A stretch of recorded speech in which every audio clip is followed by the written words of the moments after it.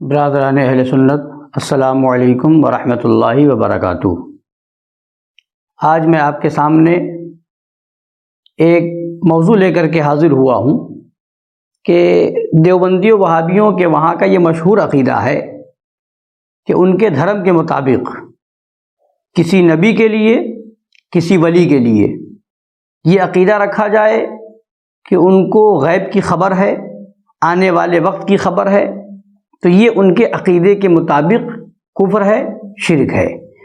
بلکہ کوئی یہ کہے کہ نبی کے چاہنے سے فلاں کام ہو جائے گا تو یہ بھی ان کے عقیدے میں کفر ہے اور شرک ہے۔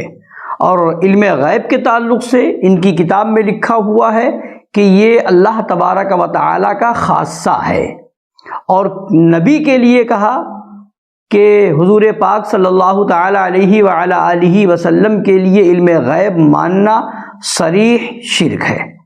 اب میں آپ کے سامنے ان کی کتابوں سے حوالے پیش کر دوں اور اس کے بعد میں آپ کے سامنے پیش کروں کہ اس عقیدے کی زد میں یہ خود آتے ہوئے نظر آتے ہیں۔ اب آپ ملاحظہ کریں کہ ان کی کن کن کتابوں میں یہ عقیدہ لکھا ہے۔ سب سے پہلے آپ دیکھیں، یہ کتاب تقویۃ الایمان ہے جو ان کے وہاں مسلم ہے۔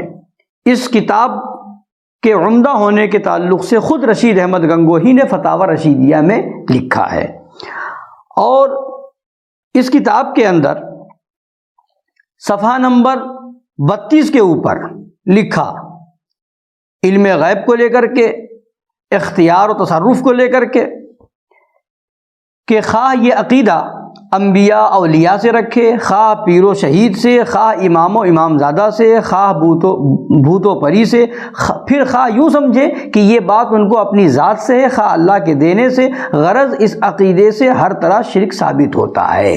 یعنی دونوں راستے اسماعیل دہلوی نے بند کر دیے۔ کوئی یہ عقیدہ رکھے کہ کسی نبی کو، ولی کو، فرشتے کو، پیر کو، پیرزادے کو بذات خود بغیر خدا کے دیے ہوئے یہ علم غیب ہے یا اختیار ہے، تو وہ تو مشرک ہے۔ مگر یہ بھی بتا دیا کہ یہ عقیدہ رکھنا بھی شرک ہے کہ خدا نے یہ طاقت انہیں دی ہے، یہ علم انہیں دیا ہے۔ یہ عقیدہ بھی کوئی رکھے کہ خدا کے دینے سے انہیں یہ طاقت ہے، خدا کے دینے سے انہیں یہ علم غیب ہے، ایسا عقیدہ رکھنے والا بھی اسماعیل دہلوی کے فتوے سے، تقویۃ الایمان کے فتوے سے کافر ہو جاتا ہے، مشرک ہو جاتا ہے۔ اور اسی کتاب کے صفحہ نمبر 52 کے اوپر لکھا ہے کہ جو کوئی یہ دعویٰ کرے کہ اس کو علم غیب ہے، غیب کی بات معلوم کر لیتا ہے، تو لکھا کہ وہ بڑا جھوٹا ہے اور دعویٰ خدائی کا رکھتا ہے، دعویٰ خدائی کا رکھتا ہے۔ اور جو کوئی کسی نبی ولی کو یا جن و فرشتہ کو، امام و امامزادے کو، پیر و شہید کو، یا نجومی و رمال یا جفار کو، یا فال دیکھنے والے کو، یا برہمن اشٹی کو، یا بھوت و پری کو ایسا جانے اور اس کے حق میں یہ عقیدہ رکھے، سو وہ مشرک ہو جاتا ہے۔ اور اسی کے صفحہ نمبر 53 کے اوپر لکھا ہے غیب کی بات سوائے اللہ کے کوئی نہیں جانتا، نہ فرشتہ، نہ آدمی، نہ جن، نہ کوئی چیز۔ یعنی غیب کی بات کو جان لینا کسی کے اختیار میں نہیں۔ یہ تقویۃ الایمان کے اندر آپ نے ملاحظہ کر لیا۔ اب آئیے، یہ ان کے دھرم کے بہت بڑے مولوی، ان کے وہاں کے مجدد مولوی اشرف علی تھانوی، انہوں نے اپنی کتاب بہشتی زیور کے حصہ اول صفحہ نمبر 49 پر ہیڈنگ لگائی کفر اور شرک کی باتوں کا بیان، اور اس کے اندر لکھا کسی بزرگ یا پیر کے ساتھ یہ عقیدہ رکھنا کہ ہمارے سب حال کی اس کو ہر وقت ضرور خبر رہتی ہے، کفر ہے اور شرک ہے۔ اسی کے ہیڈنگ کے تحت صفحہ نمبر 50 کے اوپر لکھا کہ یوں کہنا کہ خدا و رسول اگر چاہے گا تو فلانا کام ہو جائے گا، یہ بھی کفر اور شرک ہے۔ یہ ہو گئی دوسری کتاب، اور یہ ہے مولوی رشید احمد گنگوہی کے فتوے کی کتاب فتاوی رشیدیہ۔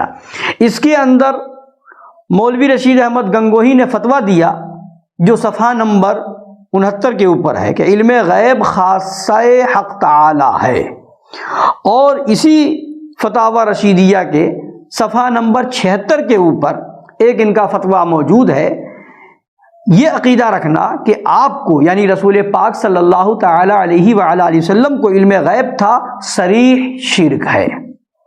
اب آپ نے یہ 3 کتابیں ملاحظہ فرمائی جو ان کے دھرم کے مسلم بزرگ ہیں، ان کے دھرم کے مسلم عالم ہیں، ان کے وہاں کی تسلیم شدہ کتابیں ہیں یہ، جس سے یہ انکار نہیں کر سکتے۔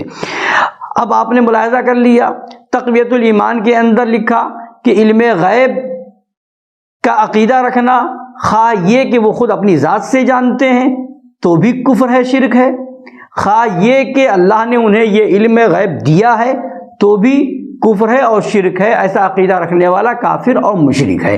نبیوں کے بارے میں، ولیوں کے بارے میں صاف لکھ دیا کہ جو یہ دعویٰ کرے کہ مجھے غیب کا علم ہے یا غیب کی خبر دینے کی بات کرے تو لکھا کہ وہ خدائی کا دعویٰ رکھتا ہے، ٹھیک ہے۔ اور اسی کتاب تقویۃ الایمان کے اندر ابھی آپ نے ملاحظہ فرمایا کہ غیب کی بات اللہ کے علاوہ کوئی نہیں جانتا، اور آپ نے بہشتی زیور کے اندر بھی یہ جان لیا کہ جو ولی بزرگ کسی کے بارے میں یہ خیال رکھے، یہ عقیدہ رکھے کہ ان کو میرے حال کی خبر رہتی ہے تو ایسا عقیدہ رکھنے والا کافر ہے اور مشرک ہے۔ تو یہ ان کی 3 کتابوں کے فتوے میں نے آپ کے سامنے پیش کیے۔